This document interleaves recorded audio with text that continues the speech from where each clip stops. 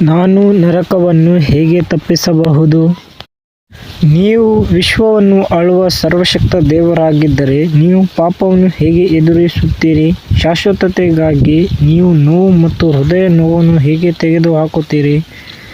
ದೇವರು ಪಾಪವನ್ನು ನಾಶ ಮಾಡಲು ಬಯಸುತ್ತಾನೆ, ಆದರೆ ಅದೇ ಸಮಯದಲ್ಲಿ ಪ್ರೀತಿಯಿಂದ ಪಾಪಿಯನ್ನು ರಕ್ಷಿಸುತ್ತಾನೆ. ನಾವು ಪಾಪವನ್ನು ಹಿಡಿದಿಟ್ಟುಕೊಳ್ಳುವುದನ್ನು ಮುಂದುವರಿಸಿದರೆ ನಾವು ಪಾಪದೊಂದಿಗೆ ನಾಶವಾಗುತ್ತೇವೆ. ನಾವು ಹೋಗಿ ವಿವೇಚನೆ ಮಾಡಿದರೆ ಪಾಪ ಮಾತ್ರ ನಾಶವಾಗುತ್ತದೆ. ಪಾಪವನ್ನು ಸಂಪೂರ್ಣವಾಗಿ ನಿರ್ಮೂಲನೆ ಮಾಡದಿದ್ದರೆ ಅದು ಭೂಮಿಯ ಪ್ರತಿಯೊಂದು ಭಾಗಕ್ಕೂ ಸೋಂಕು ತರುತ್ತದೆ.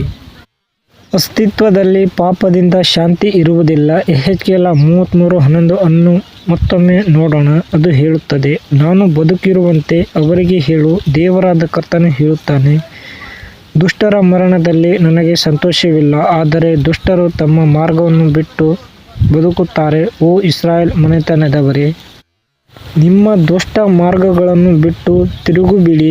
ನಿಮ್ಮ ಜೀವನದಲ್ಲಿನ ಪ್ರತಿಯೊಂದು ಪಾಪದಿಂದಲೂ ನೀವು ಒಂದು ದಿನ ಶಾಶ್ವತವಾದ ಸ್ವರ್ಗೀಯ ಮನೆಯನ್ನು ಆನಂದಿಸಬಹುದು. ಅಲ್ಲಿ ಯಾವುದೇ ನೋವು ಅಥವಾ ಸಂಕಟವು ಅಸ್ತಿತ್ವದಲ್ಲಿಲ್ಲ.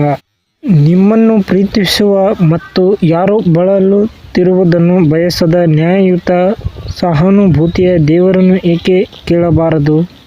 ಕೆಳಗಿನ ಕಥೆಯನ್ನು ಪರಿಗಣಿಸಿ. ದೇವರನ್ನು ಪ್ರೀತಿಯ ಸಹಾನುಭೂತಿಯ ಶಸ್ತ್ರಚಿಕಿತ್ಸಕ ಎಂದು ಕಲ್ಪಿಸಿಕೊಳ್ಳಿ. ಅವನು ತನ್ನ ಕಚೇರಿಗೆ ಬರುವ ಪ್ರತಿಯೊಬ್ಬ ರೋಗಿಯನ್ನು ಪ್ರೀತಿಸುತ್ತಾನೆ, ಆದರೆ ಅವರ ಮೇಲೆ ದಾಳಿ ಮಾಡುವ ರೋಗವನ್ನು ದ್ವೇಷಿಸುತ್ತಾನೆ. ಪ್ರತಿದಿನವೂ ಅವರು ಪ್ರತಿ ಪ್ರಕರಣವನ್ನು ಪ್ರೀತಿಯಿಂದ ಪರಿಗಣಿಸುತ್ತಾರೆ. ಒಂದು ದಿನ ನೀವು ಗ್ಯಾಂಗ್ರೀನ್ ಪ್ರಕರಣದೊಂದಿಗೆ ದೇವರ ಕಚೇರಿಗೆ ಬರುತ್ತೀರಿ. ಅವನು ನಿನ್ನನ್ನು ತುಂಬಾ ಪ್ರೀತಿಸುತ್ತಾನೆ, ಆದರೆ ರೋಗ ಹರಡುವ ಸ್ವಭಾವದ ಕಾರಣ ನಿನ್ನ ಜೀವವನ್ನು ಉಳಿಸಲು ಅವನು ಅಂಗಚ್ಛೇದನವನ್ನು ಮಾಡಬೇಕು ಎಂದು ಹೇಳುತ್ತಾನೆ.